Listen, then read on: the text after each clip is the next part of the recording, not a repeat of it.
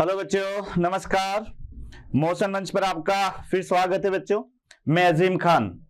बेटे यहाँ पर आज अपन लेकर आए हैं लेक्चर 4 जैव विकास के पक्ष में प्रमाण भाग 2। पहले भाग में अपन ने क्या पढ़ा था ये तो याद होगा बेटे आपको। पहला प्रमाण अपन ने पढ़ा था वो था आकारिकी से जैव विकास के पक्ष में प्रमाण। अब यहाँ पर अपन पढ़ने वाले हैं बेटे यानी भाग 2, तो इसमें जीवाश्मिकी से जैव विकास के पक्ष में प्रमाण और भ्रूणिकी से जैव विकास के पक्ष में प्रमाण। तो आज बेटे इस लेक्चर में अपन पढ़ेंगे जीवाश्मिकी से। तो ये ध्यान रखो, यानी यहां पर हमारा जो टॉपिक होगा ये टॉपिक होगा बेटे जीवाश्मिकी से जैव विकास के पक्ष में प्रमाण। यानी यहां पर आप लीजिएगा यानी evidence of evolution, evidence of evolution, evidence of evolution from morphology, evidence of evolution from the paleontology, evidence of evolution from paleontology, evidence of evolution from paleontology, यानी जीवाश्मिकी से जैव विकास के पक्ष में प्रमाण। तो बेटे यहां पर आप देख लीजिएगा कि जीवाश्मिकी से जैव विकास के पक्ष में प्रमाण, ये अपन को यहां पर पढ़ना है।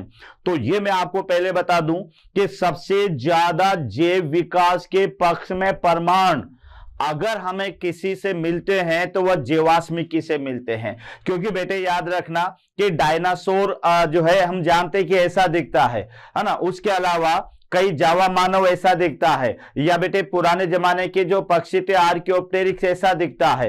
तो ये क्या हमने देखे हैं क्या? तो करोड़ों साल पहले धरती से विलुप्त हो चुके हैं। लेकिन आज अपन बेटे डायनासोर की तस्वीर बना देते हैं, आज अपन जावा मानव, पेकी मानव की तस्वीर बना देते हैं। तो किसके आधार पर बनाते हैं? उनके जीवाश्मों के आधार पर, कि पहले वैज्ञानिकों ने इनके जीवाश्मों को खोजा और जीवाश्मों के आधार पर फिर हमें यह जानकारी मिली। जैसे आपने जुरासिक पार्क देखा होगा, तो बेटे जुरासिक पार्क के अंदर अलग अलग तरह के डायनासोर हमें दिखाए गए।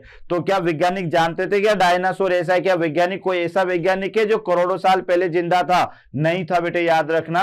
यानी कहने का मतलब यह है कि जीवाश्म खोजे गए इनके, और उन जीवाश्मों के आधार पर हमें इनके शरीर के बारे में पता लगा। तो इसका मतलब यह हुआ कि सबसे ज्यादा जो जैव विकास के प्रमाण हमें मिलते हैं वह मिलते हैं बेटे जीवाश्मिकी के आधार पर। तो जीवाश्मिकी क्या है? यानी जीवाश्मों के आधार पर अपने जैव विकास का पता लगाना। अब ये जीवाश्म क्या होते हैं बच्चों? तो याद रखना कि मिट्टी के अंदर से या चट्टानों से हमें ये संरक्षित भाग मिलते हैं। तो किसी भी पौधे के या किसी भी जंतु के मिट्टी में या चट्टानों में दबे हुए जो संरक्षित पार्ट होते हैं वह पार्ट कहलाते हैं यानी जो है जीवाश्म। और जीवाश्मों के जो बनने की प्रक्रिया है यह प्रक्रिया फोसिलाइजेशन या जीवाश्मीकरण कहलाती है। लंबी प्रक्रिया बेटे, कोई इतना आसानी से 2-5 दिन में जीवाश्म नहीं बन जाता, याद रखना। तो यह है बनने की क्रिया जीवा। और ये जो जीवाश्म अधिकतर मिलते हैं ना बेटे, ये मिलते हैं या तो मिट्टी में दबे हुए मिलेंगे या चट्टान में मिलेंगे। अब आपको यहां से सोचना पड़ेगा कि चट्टान के अंदर भी जीवाश्म कैसे चले गए? क्या कोई ऐसा जंतु है ताकतवर कि चट्टान में घुस गया होगा और वहीं मर गया होगा? तो यह पॉसिबल नहीं है। पहले बेटे जीवाश्म जो है जंतु या पौधा वह मिट्टी में ही जो है क्या कहते हैं दबा होगा। फिर उस मिट्टी में लाखों करोड़ों साल में उसका रासायनिक रूपांतरण हुआ होगा और उसके बाद में बेटे वो चट्टान में बदली होगी। तो मिट्टी से बनने वाली जो चट्टान है वह सेडिमेंटरी रॉक है। वैसे तो लावे से बनने वाली चट्टान भी होती है जिसको आग्नेय चट्टानें कहते हैं, लेकिन इसके अंदर आपको जीवाश्म नहीं मिलेगा। जीवाश्म कितना पुराना है यह भी जानकारी लेनी है। तो यह जानकारी बच्चों, यह जानकारी हम लेंगे यानी समस्थानिकों के आधार पर, जिसमें एक तो कार्बन डेटिंग विधि भी आती है, इसमें ऑर्गन पोटेशियम विधि भी आती है, और इसमें लगभग जो है लेड विधि भी आती है। जीवाश्मों को मैं 4 भागों में आपको डिवाइडेड बताऊंगा बेटे।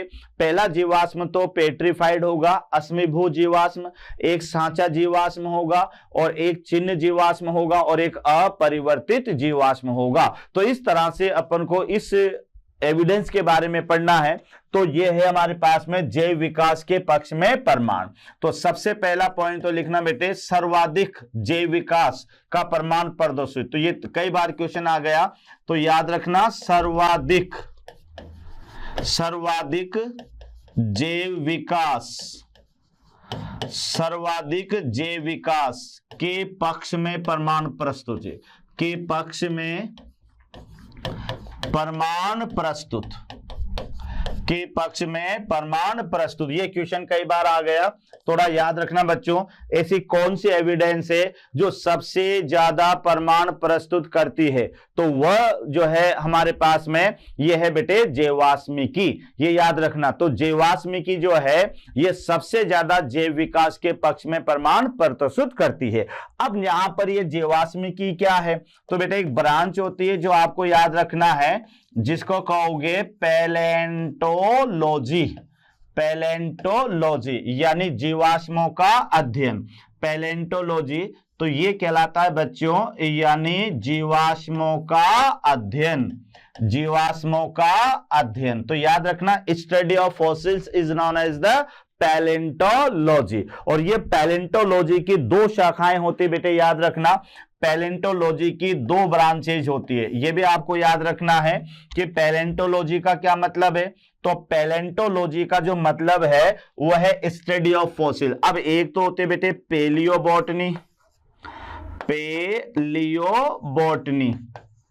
और एक आपको याद रखना है यह होगी पेलियोजूलॉजी, पेलियोजूलॉजी। तो याद रखिएगा कि पेलियोबॉटनी में बेटे क्या होगा, यानी वनस्पति या पादप के जीवाश्मों का अध्ययन। इसमें कहा जाएगा पादपों के जीवाश्मों का अध्ययन, इसमें कहा जाता है बेटे पादपों के जीवाश्मों का अध्ययन। और ये वाली जो होगी ये यहां पर जंतुओं के जीवाश्मों का अध्ययन, जंतुओं के जीवाश्मों का अध्ययन, जंतुओं के जीवाश्मों का अध्ययन। तो यहां देख लें पेलियो या पैलेंटोलॉजी, तो पैलेंटोलॉजी का माने जीवाश्मों का अध्ययन होता है, और इसकी दो ब्रांचेज होती है पेलियोबॉटनी और एक होगा बेटे पेलियोजूलॉजी। तो पेलियोबॉटनी यानी study of the plant fossils and palaeozoology is the study of the animal fossils. यानी पेलियोबॉटनी के अंदर पादपों के जीवाश्मों का अध्ययन किया जाता है और पेलियोजूलॉजी के अंदर जंतुओं के जीवाश्मों का अध्ययन किया जाता है। अब यहां पर बेटे फादर ऑफ पैलेंटोलॉजी, तो ये भी आप देख लें फादर ऑफ पैलेंटोलॉजी। तो फादर ऑफ पैलेंटोलॉजी, और ये फादर ऑफ पैलेंटोलॉजी आप याद रखेंगे ये है बेटे Leonardo da Vinci, Leonardo da Vinci. तो ये आपको याद रखना है यानी फादर ऑफ पैलेंटोलॉजी। तो फादर ऑफ पैलेंटोलॉजी किसे माना जाता है, लियोनार्डो द विंसी, ये याद रखना बेटे। और भारत के अंदर यानी father of Indian palaeontology,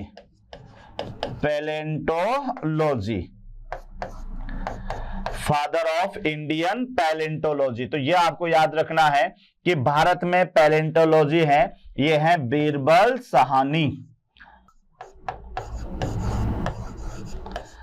Birbal Sahni. तो बेटे ये याद रखना कि यहां पर आप देखिएगा कि ये मेरा इंट्रोडक्शन था कि ये जीवाश्मिकी होती क्या है। अभी तो अपन जीवाश्मों के बारे में पढ़ेंगे पूरा डिटेल से, लेकिन उसका पहला पॉइंट तो ये याद कर ले कि जैव विकास के बारे में सर्वाधिक प्रमाण देने वाला एविडेंस है, और वह एविडेंस है पैलेंटोलॉजी यानी जीवाश्मिकी से जैव विकास के पक्ष में प्रमाण। अब बेटे ये जैव विकास या जीवाश्मिकी क्या है, तो जीवाश्मों के अध्ययन को जीवाश्मिकी कहते हैं यानी पैलेंटोलॉजी। और पैलेंटोलॉजी को आप हिंदी में लिख सकते हैं, इसका मतलब है जेवास्मिकी, जेवास्मिकी। तो जेवास्मिकी का माने होता है पैलेंटोलॉजी। तो पैलेंटोलॉजी का माने जीवाश्मों का अध्ययन। अब ये दो तरह की होगी, पैलियोबोटनी यानी वनस्पति के जीवाश्मों का अध्ययन, और पैलियोजूलॉजी यानी जंतुओं के जीवाश्मों का अध्ययन। यहां आप देखना, फादर ऑफ पैलेंटोलॉजी जो सबसे पहले जीवाश्मिकी के बारे में बताया तो वे वैज्ञानिक थे हमारे पास में लियोनार्डो द विंसी। उसके बाद में बेटे फादर ऑफ इंडियन पैलेंटोलॉजी है, तो फादर ऑफ इंडियन पैलेंटोलॉजी ये है बीरबल साहनी। अब अपन देखते हैं कि ये जीवाश्म क्या होते हैं यानी फॉसिल्स क्या होते हैं। तो अगले नंबर पर अपन चलते हैं, तो बेटे यहां पर ये है हमारे पास में यानी फॉसिल्स। फॉसिल्स यानी इन्हें आप कहोगे जीवाश्म।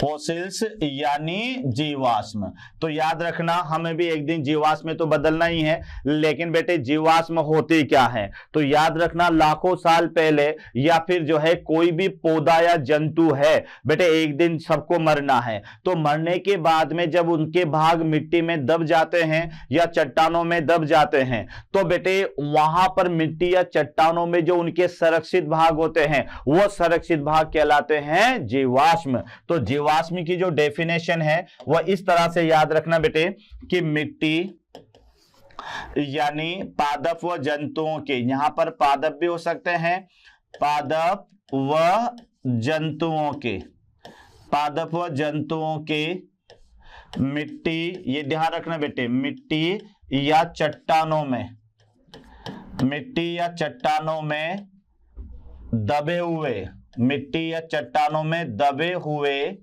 संरक्षित भाग, दबे हुए संरक्षित भाग, दबे हुए संरक्षित भाग जीवाश्म कहलाते हैं। जीवाश्म यानी फॉसिल्स कहलाते हैं, फॉसिल्स कहलाते हैं। तो ये थोड़ा सा समझ ले आप कि फॉसिल्स क्या हैं। फिर मैं रिपीट कर रहा हूं, कई बार बेटे अगर आपने किसी पत्थर पर फूल के जैसी आकृति को उकरे हुए देखा हो, या फिर आपको ये तो पता है से कि डायनासोर ये ऐसे नहीं मिले, पहले इनके कंकाल मिले, ध्यान रखना, मिट्टी में दबे हुए इनके कंकाल मिले हैं। तो पौधे व जंतुओं की मिट्टी या चट्टानों में दबे हुए जो संरक्षित भाग है, जो कंजरव पार्ट है, उन संरक्षित भागों को जीवाश्म कहा जाता है। ये याद रखना। जीवाश्म के बनते कैसे बेटे, यानी जीवाश्म के बनने की क्रिया, जीवाश्म के बनने की क्रिया, जीवाश्म के बनने की क्रिया। तो जीवाश्म के जो बनने की क्रिया है यानी process of the formation of fossils, तो जीवाश्म के जो बनने की क्रिया है ये क्रिया कहलाएगी बेटे जीवाश्मीकरण, यानी इसको कहते हैं फॉसिलाइजेशन।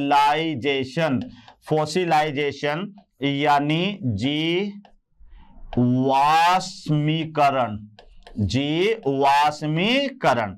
तो जीवाश्म के बनने की क्रिया ये कहलाती है फॉसिलाइजेशन। अब क्रिया क्या है? क्रिया ये है कि कोई जंतु जीवित अवस्था में है, कोई पौधा जीवित अवस्था में है।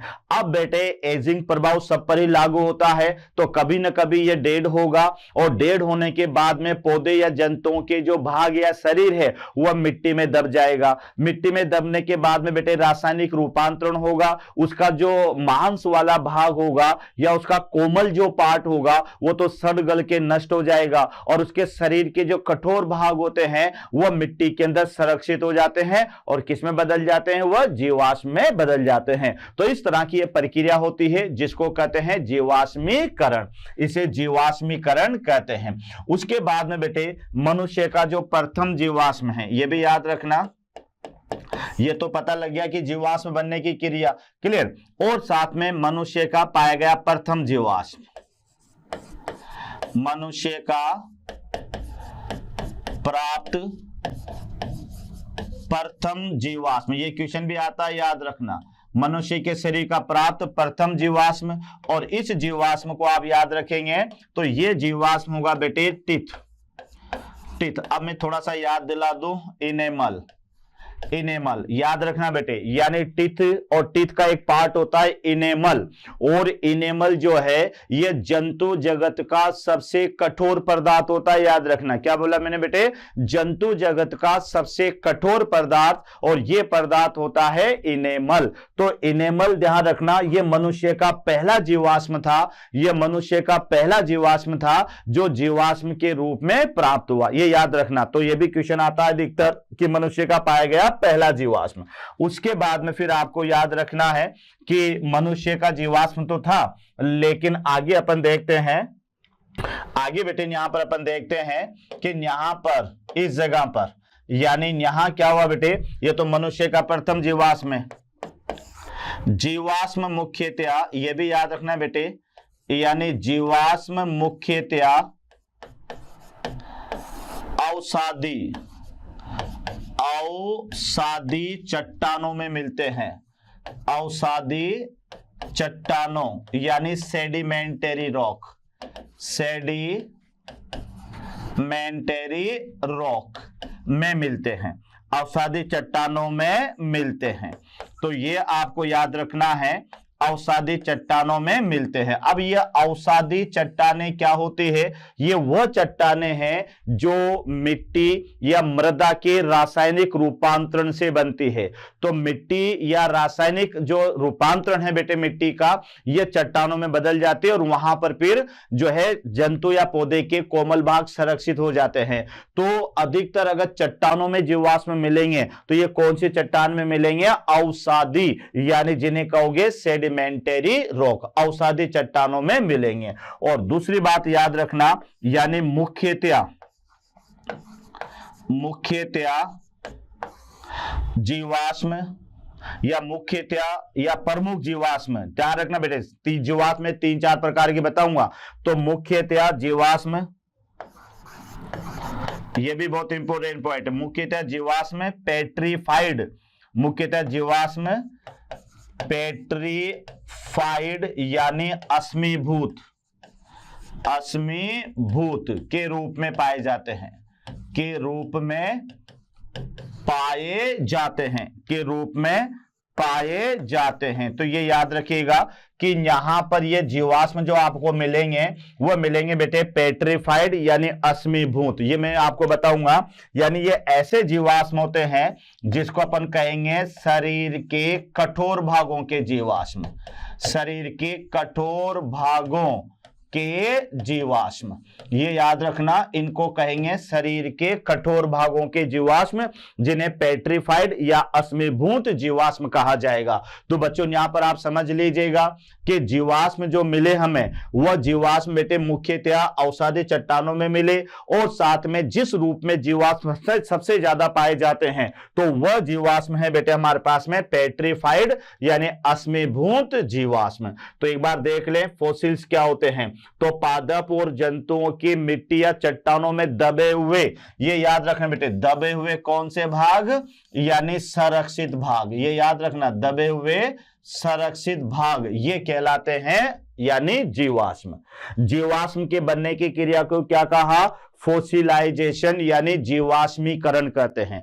कैसे बने ये मैंने बता दिया कि पादप और जंतुओं के भाग पहले मिट्टी में दबे होंगे, रासायनिक रूपांतरण हुआ होगा, और उसके बाद में इनके कठोर भाग मिट्टी या चट्टानों में संरक्षित हो जाते हैं। तो इस तरह से बनने की क्रिया को जीवाश्मीकरण कहेंगे। मानव का पहला जीवाश्म जो खोजा गया उस वह जीवाश्म था बेटे टीथ। अब टीथ क्या है कि इसमें एक सबसे कठोर पदार्थ होता है जिसको इनेमल कहते हैं, और ये इनेमल के रूप में दांत का पहला जीवाश्म हमें यहां पर मिला।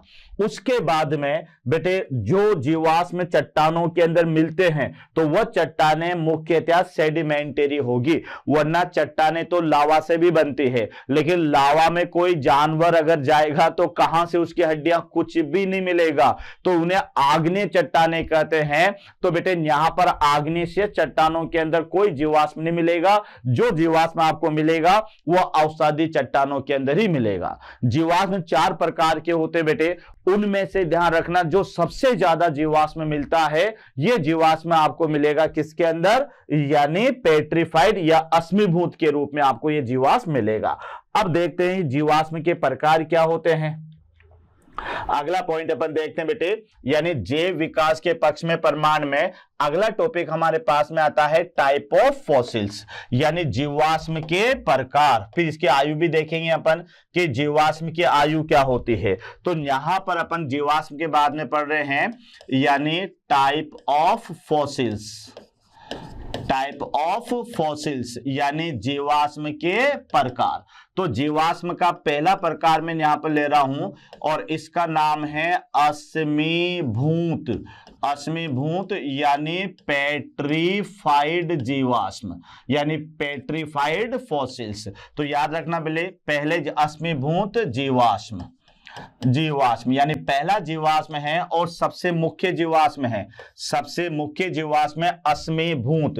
अब बेटे ये कोई किसी का भूत नहीं है, ध्यान रखना। हाँ, लेकिन भूत काल में बनेगा, ये याद रखना, क्योंकि ये जो अश्मीभूत जीवाश्म है ये किसी का भूत नहीं है, लेकिन ये ना तो प्रेजेंट टाइम में बनेगा ना भविष्य में बनेगा, ये भूत काल में बनेगा। यानी ध्यान रखना बेटे कि जब मर जाएगा कोई जंतु या पौधा तो उसके कठोर भाग जो होंगे वो बेटे मिट्टी में संरक्षित हो जाएंगे और उसका जो कोमल पार्ट होगा वो तो सड़ गल के नष्ट हो जाएगा। तो शरीर के कठोर भागों से बने हुए जो जीवाश्म होंगे उन जीवाश्मों को आप क्या कहोगे? अश्मीभूत, यानी भूतकाल में बने हुए जीवाश्म। तो इसकी डेफिनेशन आप लिख लीजिएगा।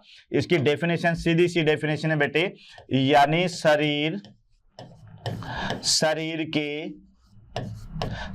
के कठोर भागों से, ये ध्यान रखना बेटे, शरीर के कठोर भागों से निर्मित जीवाश्म।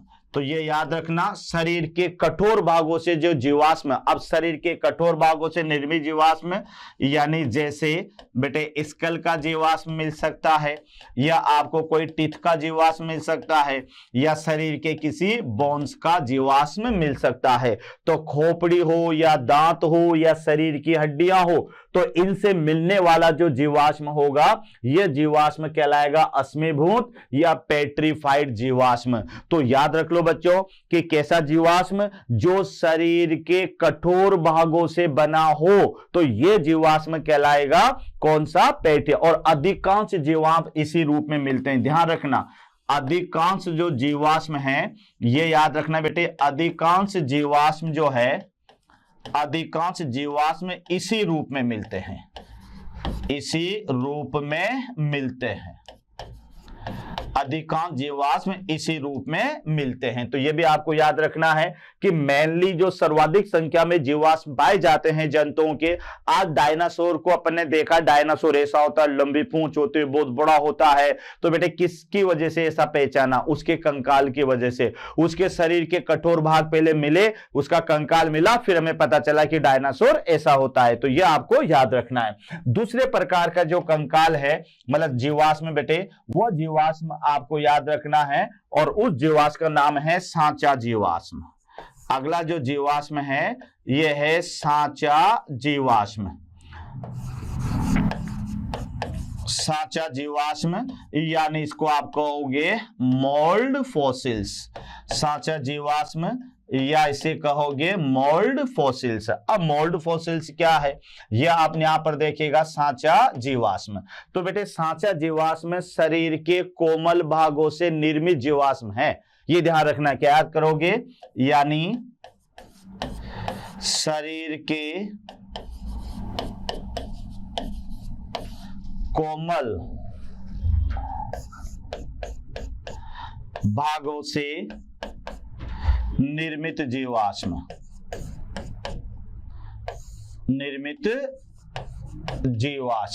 और ये कहां मिलेगा आपको? चट्टानों पर सांचे के रूप में अंकित, सांचे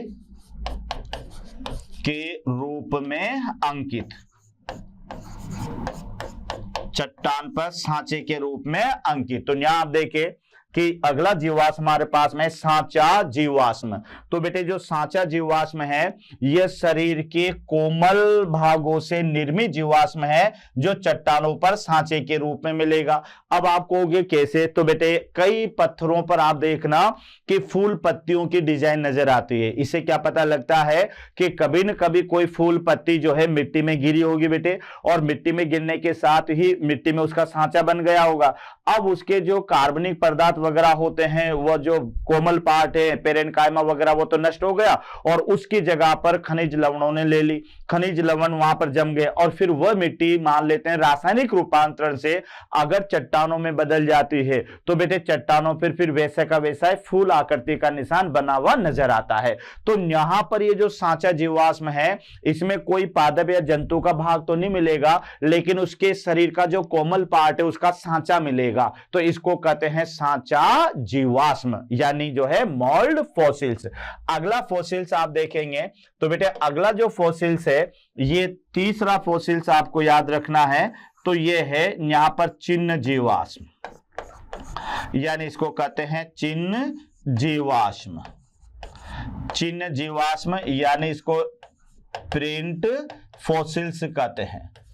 प्रिंट फॉसिल्स यानी चिन्ह जीवाश्म। तो चिन्ह जीवाश्म में आप यहां पर देखिएगा कि बेटे चिन्ह जीवाश्म क्या है। तो यहां आप देखो कि चिन्ह जीवाश्म कैसे मिलेगा। यानी अब देखो कई बार आपने सुना होगा कि वहां चट्टानों पर हनुमान जी के पैर के निशान या वहां की चट्टान पर घोड़े की टापों के निशान। तो बेटे यहां पर ये पद चिन्हों के जीवाश्म होंगे कि वहां पर कोई जंतु जो है चलकर निकल गया गीली मिट्टी से और उसके पद चिन्ह उस पर अंकित हो गए, है ना। कई सालों तक वहां पर कोई परिवर्तन नहीं हुआ और वह मिट्टी चट्टानों में बदल गई, तो वह निशान वैसे के वैसे चट्टानों में भी उकर जाएंगे। तो यहां पर देखिएगा ये जो बेटे चिन्ह जीवाश्म होते हैं ये सजीव के, ध्यान रखना, सजीव के पद चिन्हों के जीवाश्म होते हैं। सजीव के पद चिन्हों के जीवाश्म, सजीव के पद चिन्हों के जीवाश्म, सजीव के पद चिन्हों के जीवाश्म। तो ये याद रखना बेटे, या चट्टानों पर अंकित पद चिन्हों के जीवाश्म, तो ये भी याद रख लें। और ये भी कहां पर मिलेंगे आपको? चट्टानों पर अंकित, चट्टानों पर अंकित। तो ये आप यहां पर देख ले कि तीसरा जीवाश्म था आपके पास में चिन्ह जीवाश्म, जिसे प्रिंट फॉसिल्स कहा जाता है, और ये सजीवों के पद चिन्हों के जीवाश्म होते बेटे। यानी फिर समझ लो कैसे बने ये जीवाश्म। यानी कोई जंतु है जो बेटे गीली मिट्टी से चलकर निकल गया, ये याद रखना, कोई जंतु गीली मिट्टी से चलकर निकल गया और उसके पद चिन्हों के निशान उस मिट्टी पर छप गए। उसके बाद में वह मिट्टी बेटे चट्टानों में बदल गए, तो उस जंतु के पद चिन्हों के जो जीवाश्म है वह जीवाश्म वहीं पर अंकित हो गए। तो फिर ऐसे जीवाश्मों को आप कहोगे यानी प्रिंट फॉसिल्स कहोगे। यहां तक क्लियर? उस